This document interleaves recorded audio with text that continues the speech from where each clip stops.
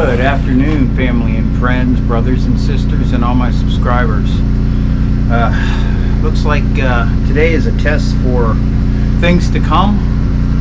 You hear my generator running in the background. That's how I'm powering the shop. Still no lights, but we'll see if we can get there. Now, you know, there's a lot happening in Israel, and us Christians, we look at Israel. As Christians, we should be studying Bible prophecy and know, you know, the signs, and know, you know, not when it's going to happen, but the things leading up to it happening, like the birth pangs that are happening now. Just because Israel is being, you know, is in a war right now with Hamas and Hezbollah, doesn't mean that the end is near. It means that it's a sign. Okay? It's all part of wars and rumors of wars. War in Ukraine, war in the Middle East, you know, North Korea building up North Korea building up for South Korea. China's building up, you know, to take over Taiwan. And, you know, we've let a lot of people in this country, we've given away a lot of arms. So, you know, we could have war on the home front. And I want to just read this couple from Ezekiel 38, verses just 1 and 2. Just to let you know, it names the people that are going to attack Israel when Israel's a peaceful country again. You know, becoming a state in 1948 was one, and being prosperous is another. But that doesn't mean that the end of times is right now. Okay? Because a lot of this stuff, you know, famine, natural disasters, all this stuff has been happening. It's more prevalent right now. Like the electronics age has really made people seem smarter. You know, everybody's doing selfies, lovers of self. You know, everybody's proud. You know, there's really no control over people anymore, and that's what I want to get to. So Ezekiel 38, and the word of the Lord came to me saying. Now this was written in like 690 to 670 BC, 590, 570 BC. And the word of the Lord came to me saying, Son of man, set your face towards Gog in the land of Magog, prince of Rosh, Meshech, and Tubal, and the prophecy against him, and say thus to the Lord, Behold, I'm against you, O Gog, prince of Rosh, Meshech, and Tubal. Now, Rosh translates to Russia. Every Bible scholar will tell you that. And Meshech and Tubal is modern day Turkey. So what that says is the army of the north is going to attack Israel. And the other thing that shows the end of times, what we call the start of the tribulation, is when the third thing with Israel is that the world leader, the Antichrist, is going to sign an agreement with Israel. And once that's signed, tribulation is going to happen. We're all going to be called up. If you believe in pre-trib, you know, we're all going to get called up. If you believe in mid-tribulation, you're going to have to go through 3.5 years of war. And you better keep your Christianity straight. If you believe in post, you're going to go through the whole tribulation. I don't wish that on anybody. It's a lot of pain, famine, and everything. My generator is either going out of gas or, you know, I need to move the choke over a little bit. I haven't ran it like this year. There it goes. It's browning out. So my point is there's things happening in the world today that are affecting people around us. Now, getting back to China, you know, they flew balloons over our country for surveillance. They know where everything is. They could poison water supply because they own a lot of the factories. There's so many things, you know, all the refugees that they let into the country. You know, there's rumors of Al-Qaeda camps. There's rumors of terrorism, you know, that from all the refugees. I just want you to be aware, because I don't really worry about it, because I have faith in God. God is my protector. He's my provider. He's my everything. All right? But if someone comes into your house, and this is where I'm going with this, you need to protect yourself. Handgun, great. It's easy to move around, but if you're smart, you're not going to go looking for the assailants. I have a shotgun. We retreat upstairs. I have weapons on the way to fight people off hand to hand. Once we get upstairs, it's bulletproof vest and it's my shotgun. And I have a 60 lume light on it, so if I don't blind them, I'm going to take them out. Now, always have some kind of knife, because you never know when you're going to have to go hand to hand. You can keep sticks, but you can't swing a stick in the house. You can't swing a ball bat in the house. I did a video where I put, you know, $10 axes and knives on axe handles. Do something like that. Just protect yourself. Also, when you're out and about, keep your head on a swivel. I've always said that. Make sure that you are doing a 360 on everything. If something looks out of place, like today, something looked out of place at the gas station. This guy was already done with his gas, and he keeps eyeballing me. And when people eyeball me, I don't stare direct back and, you know, confront them like, you know, all the bold people in the world do. I'm not into that. I don't even let him know I know he's watching, until I went, while he was sitting in his car, took a picture of his license plate and acted like I was sending it somewhere. I got in my car, and he's still in his car, not moving. I started it up and just sat there, looking over at him. Well, he realized that, you know, I wasn't a good target, and he left. Because if he would have done anything, I've got a knife right here in my visor, and I've got a baton right by my leg.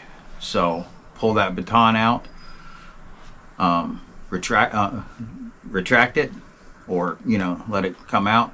And if you have one of these things and you've never done it, practice with it, because if you hold it by the end, it's going to fly out of your hand. You got to hold it more towards, you know, choke up on it. But those are things that I do. I have weapons all over every door in my car, because I'm out a lot, and people like to come up to me, and for whatever reason, but I'm also very paranoid about that. Anyway, so being self-sufficient, self-reliant. I got this stove. It's got a big hole on it. I don't know if you can see that. So the whole idea is take this big opening and convert it to this, so I can put my 6-inch pipes on there and fasten it more permanent than this. The only thing I could find was some JB Weld. They don't have the high temp stove sealant at Lowe's for some reason, or I didn't find it. But anyway, I'm gonna get to this. The reason I fired up my generator is because I have no power. They're doing a lot of construction around here, and we've lost power like 2 or 3 times since I got back from the store. So I'm doing it generator, which is a good thing because you need to have, you need to do generator tests to make sure it's going to work when it really hits the fan. Everything I do is for the shift to let you people know that you can do all this stuff, and if you're over 50 like I am, you could still do all this stuff. Get yourself in shape. Learn how to do hand-to-hand combat. Take a class, whatever. I love knives, and I've always been good with knives, and that's my weapon of choice if I'm going to go hand-to-hand, because I'm going to go for arteries. Anyway, let me fire this generator back up, take some measurements, and start getting into this thing.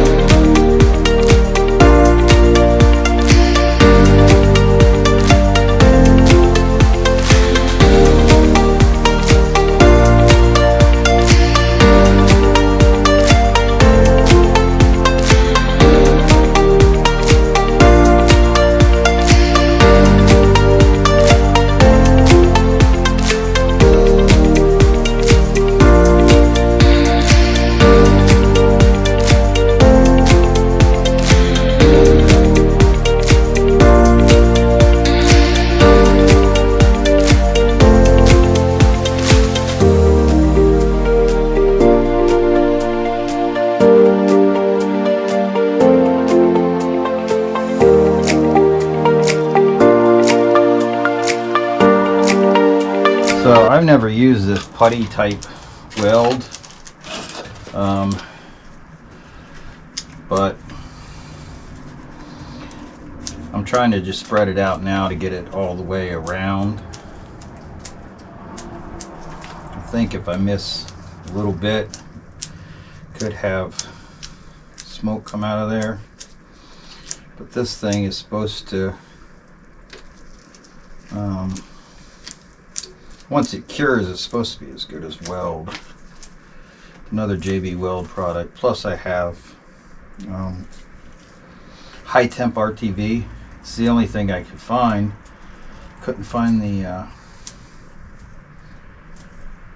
stove glue, the stove high temp stuff. So, and I think what I'm going to do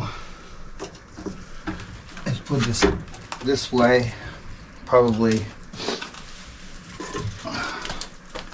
put some logs on it for now.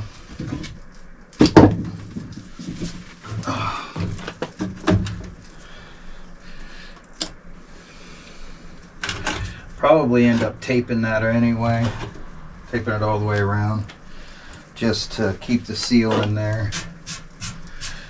You'll notice I didn't clean the rust off of there. I didn't feel I needed to.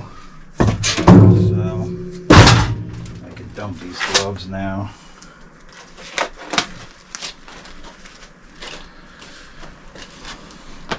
Was looking for my tape. Yeah, this was a nice find that I found here. But I've just got so much metal over here that I just keep saving it and reusing it. I do have some more of this tape.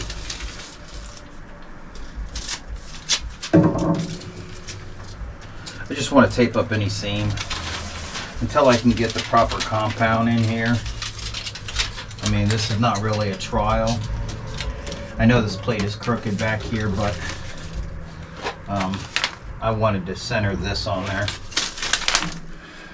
But this is not a trial. I know the stove is going to work. Even if the fans don't work, I know it's going to work for what I need.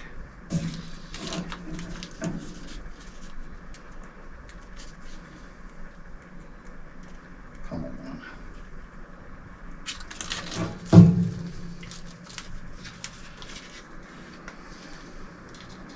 Any other time it'd come right off. Yeah, our power just came back. As soon as I got all set up to take the grinder to this, outside, come on.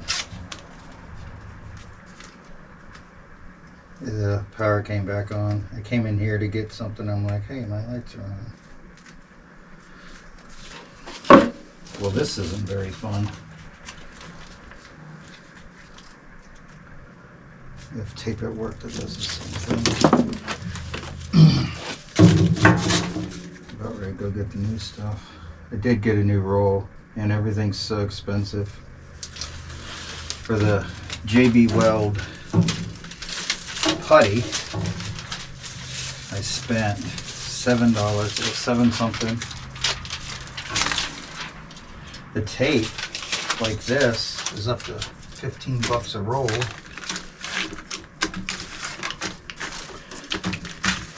This thing, I think, was like, I don't know, 20 something. I spent $50 for 3 things. The cost of things are just crazy. It's the other thing making people crazy. They can't afford anything, so I'm pretty sure that the addicts are doing anything they can to get money, and if it's break in your house, kill you, and take your laptop or whatever, they'll do it. So hopefully all that stuff is set up. Now we can get to the meat and bones of this. I can't get all that stuff off me. Anyway.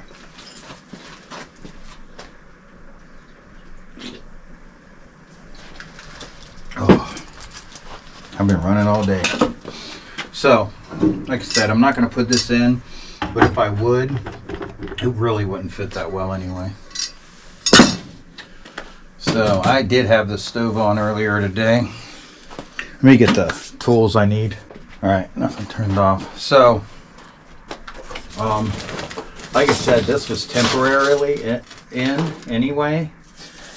I didn't realize how long this stove would last. And it did a good job. It served its purpose.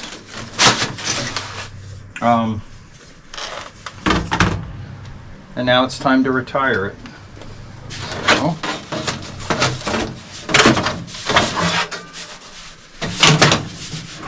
or repurpose it somewhere.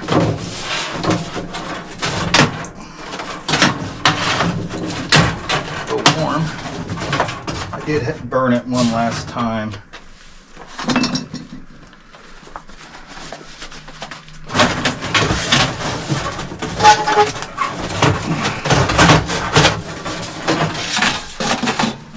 Still got a fire in there.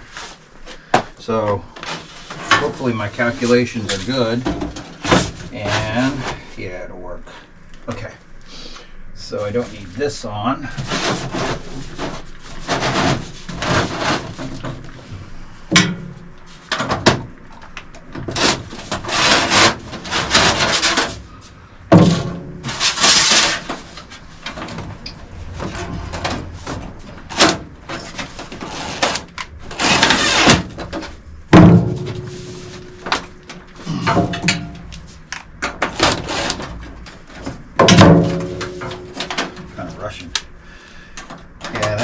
That other stove served its purpose. It was a good stove, but it wouldn't have lasted forever. Now you know my name. My mom made me that wood belt a long time ago.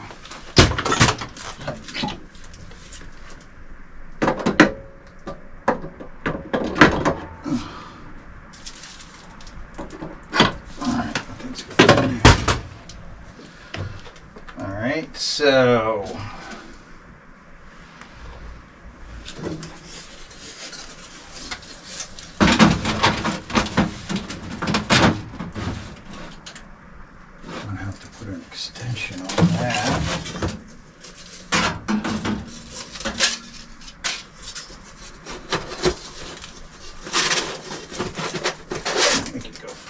5. I think I'm gonna need a little extension. Should have one over here. So I left all my parts over here.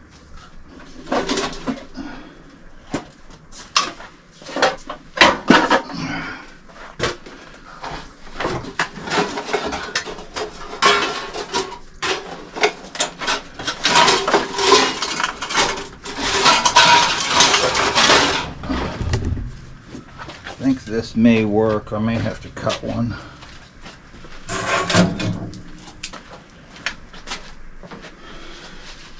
So I'm not abandoning my oil burner. I need the other. I gotta cut one. I'll be back. So I took the one I took off of and shoved it in there a little bit. I just got to get this guy straight enough to get it on there.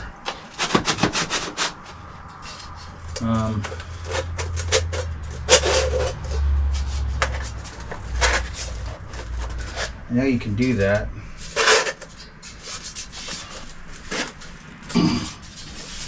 Just a lot of soot in there.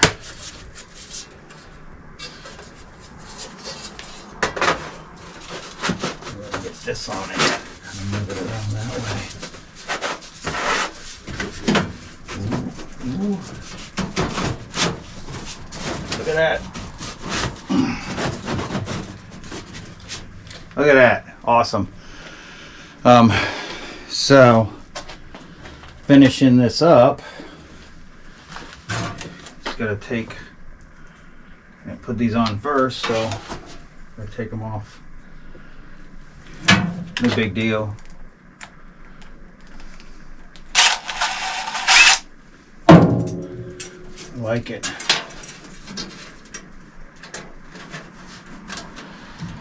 So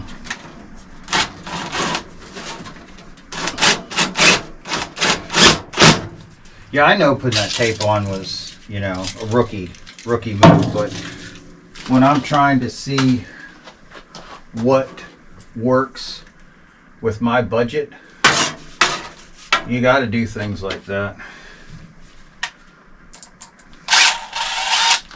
I mean,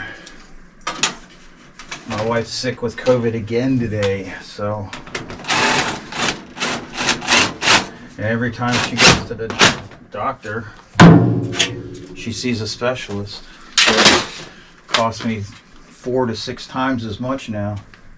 All right, and I have some extras. That is awesome. I'm really digging this. And I don't know if I should tape that on the inside. Just where that silicone was. I don't think I'm going to need to, but I'm going to anyway. Just precautions. Now, so really all I had to buy was this. Yeah, and it was like $20 or something. I can't remember. I was just surprised on how much it was. When before I probably could have got it for $6 maybe. Like I said, it's driving everybody crazy. But if you don't have the Lord, you gotta handle it the way the devil would handle it. Stressed out. That's too short, I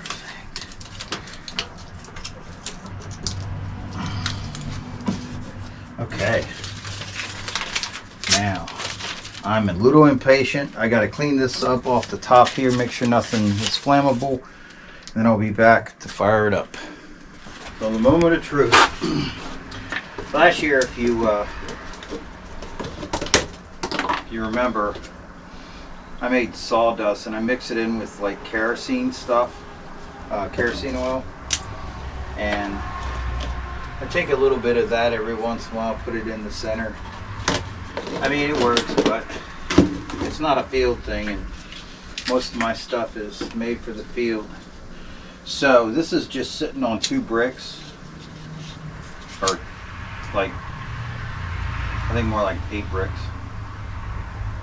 3 in the back, yeah. 3 in the back, 3 in the front, and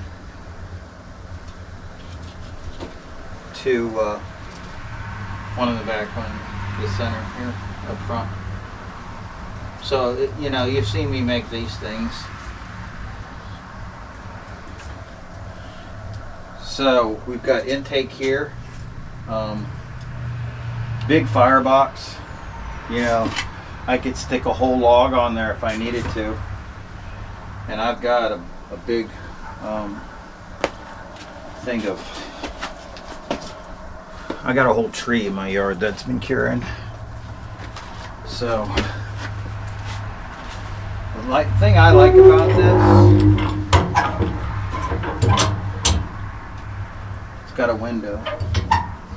Is this closed? I have to work on that. You know, it was free. There we go. I knew it closed. But, you know, I could sit in my shop and just watch this thing. I love a fireplace.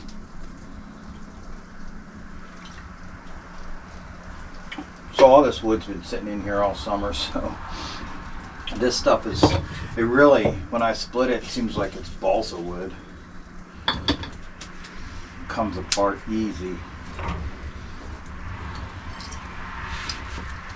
So, I mean, I didn't even have any smalls there. So I can get rid of this one, take that outside, take it apart. I can now work on my oil burner. I think I'm going to put a different fan in there that I don't think I'm getting enough air blowing into it. But let me go outside, see if I got any smoke yet. I mean, light it and go.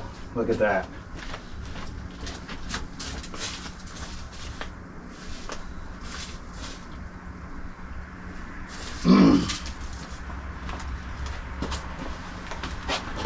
Smoke yet, I think I need to just get it going here.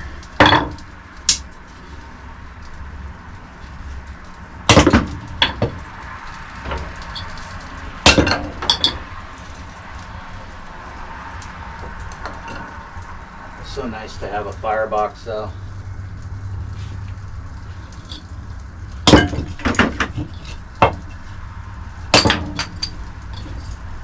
So the jewelry cabinet, I kind of moved that way to put this in place. I always planned on putting one right here, just because the chimney's like right there.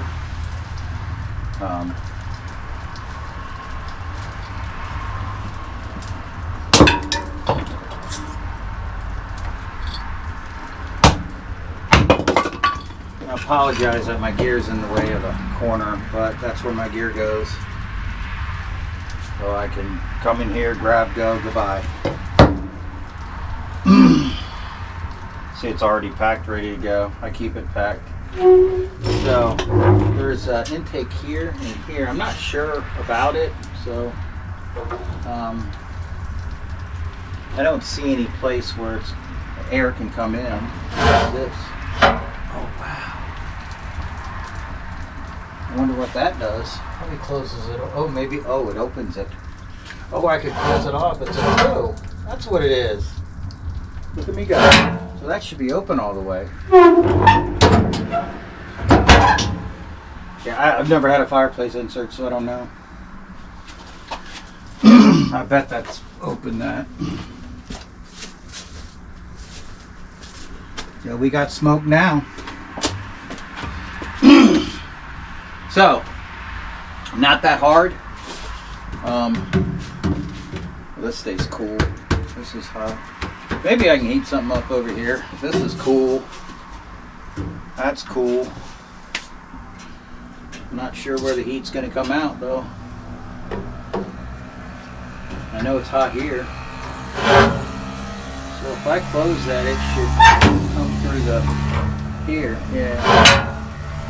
Oh yeah. Gives it more air. Okay. Anyway. Thanks for putting up with me today. Yeah, this Ezekiel 38 and 39, you really should read. Understand prophecy. I think there's a couple in Isaiah, definitely Revelation 20. But my advice to you is just be aware, self-aware. You know, be aware of your surroundings. Always, you know, look out for the not normal, you know. If it seems out of place, it is. And, you know, keep your head on a swivel, protect yourself, set your car to, like my car when I got it, as soon as I turned off the key, it would unlock all the doors. Well, if somebody's waiting for me, I'm letting them in. So I changed that to just unlock the driver's side door, and the rest of them stay locked. Things like that, you know, just pay attention to people. And if somebody's following you, don't go home, you know. And if somebody breaks into your house, call the cops first and try to defend yourself. Give them what they want. Nothing is worth dying, but you never know if they're going to kill you or not, you know. A lot of people are taking the Hamas way of interaction. Just kill you. Doesn't matter what you are. And if you're Jewish, that's even worse. You know, the Holocaust was terrible, and what the reason for Hamas doing this, and the Palestinians that are in these states that are, you know, attacking people because they're Jewish. Come on, grow up. Anyway, that's another story. Anyway, keep your head on a swivel. Train, and I'll catch you all on the flip side.